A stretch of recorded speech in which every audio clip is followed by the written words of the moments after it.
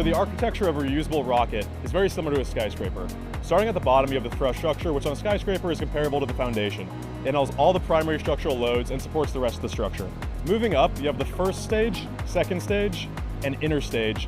Those all being on a skyscraper, the large primary structural I-beams and columns that support the entire structure. So the purpose of the stage 1 and stage 2 tanks is primarily to hold the propellants for the vehicle.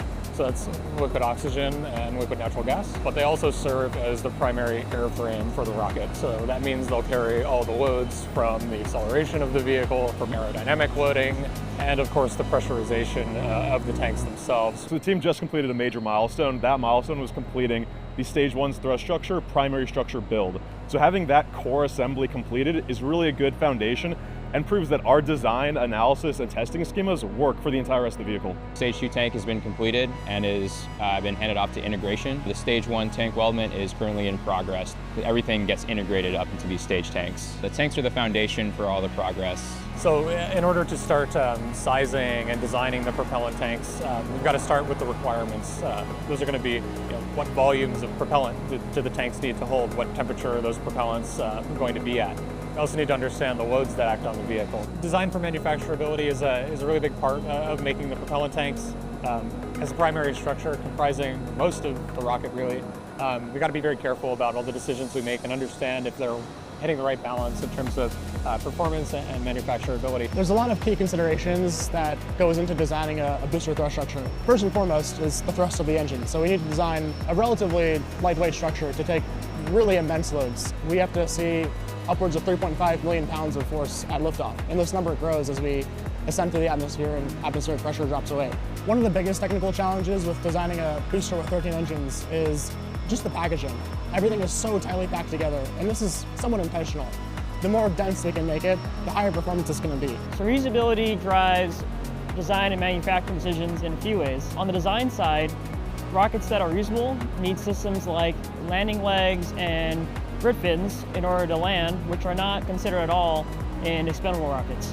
On the manufacturing side, we're always looking for ways to make rockets cheaper to produce and quicker to get to launch. For a really high performance booster like Terran R, we try to push the margins as tight as we can, but this means we also need to go verify that our designs are going to meet the expectations we set for them. We follow our designs and analysis up with tests, and that's part of the reason why we're doing our acceptance testing now. Because the first articles that we're producing, both for stage 1 and stage 2, are flight articles, we need to rely really heavily on our analysis tools and subscale testing in order to tell us basically that the design is good, that it meets the requirements, and that it matches all the analysis methods we do. Once we have design criteria, one of the first selections that we take as an engineering team is what materials that we're going to make the vehicle out of. So aluminum alloys have been widely used in other aerospace applications and other rocket programs. We mainly used these aluminum alloys here for their strength to weight ratio. They are also very performant in a wide range of temperatures, namely cryogenic temperatures. Plus, we've also got a reusable booster on Terran R, which means that we need to survive all the entry conditions. This is really high heating events, really high atmospheric pressures when we're entering at very rapid speeds. We want to outfit stage 1 with materials that can survive multiple flights.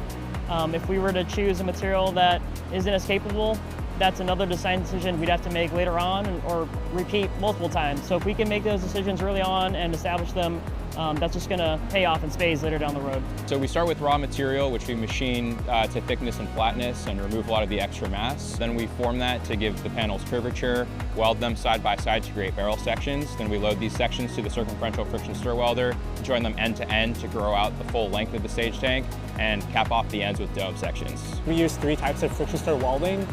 Conventional fixed pin friction stir welding, retractable pin tool friction stir welding, and self-reacting friction stir welding. Since we are working with such a uniquely large article, we have to make and design various custom toolings to ensure that our parts are properly constrained and able to withstand the friction stir weld process. When we're designing our own tooling to interact with our specific parts, and all this kind of accumulates into purpose-built machines just for our rocket. Stage 2 uses an integrated orthogrid pattern cut into the panels. Stage 1 uses stringers that are friction stir welded to the skin.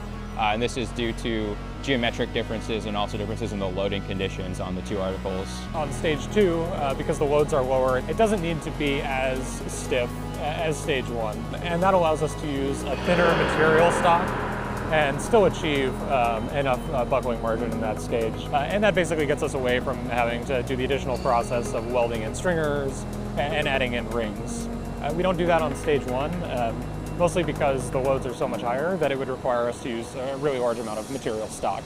For our structural joints specifically, we use a number of ND techniques to ensure our parts meet fit, form, and function. They are namely ultrasonic thickness testing, phased array ultrasonic testing, radiographic testing, and visual inspection. So the way we've really made build go quickly and cut down the cycle time of the thrust structure build is really twofold.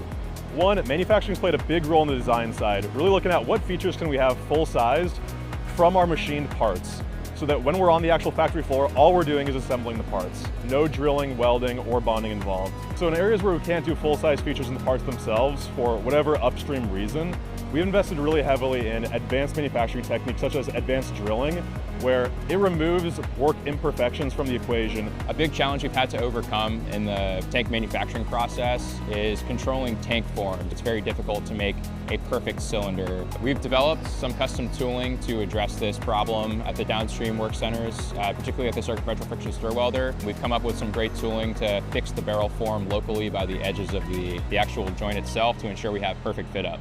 There's like always a parallel path approach at this design and build where in real time we're developing the process and making flight hardware. That challenge in itself, juggling various kind of unknowns and new processes and new implementations of tooling and equipment, is quite difficult. That really means we need to be in really tight coordination with our partner teams. So as we're producing this first article, it's really critical for the design engineers and responsible engineers to be out on the floor, walking through our different workstations and understanding the processes as they're actually happening now. So the next stage for thrust structures, we're going to bring it inside from test and start to do all of our fluids, avionics, and propulsion integration. So we're getting through structural acceptance testing of some of our primary structures right now. I'm really looking forward to seeing the stages become integrated, seeing it all come together. Fluids, avionics, thermal protection systems, integrating those major assemblies into completed stages, and seeing those stages ship out the door to get tested at our downstream sites.